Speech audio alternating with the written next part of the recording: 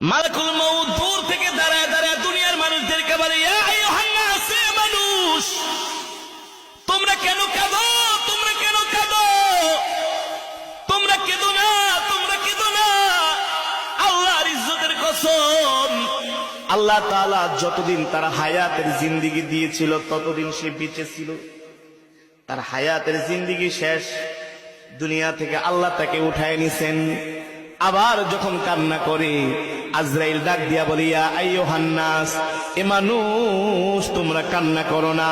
তার জন্য আল্লাহ তাআলা যতটুকুন রিজিক বরাদ্দ করেছেন ততটুকুন সে রিজিক খেয়েছে, তার একটা রিজিকও আর অবশিষ্ট নাই, তার রিজিক শেষ। এই কারণে আল্লাহ তাআলা তাকে দুনিয়া থেকে উঠায় নিয়েছেন। ঠিক কিনা?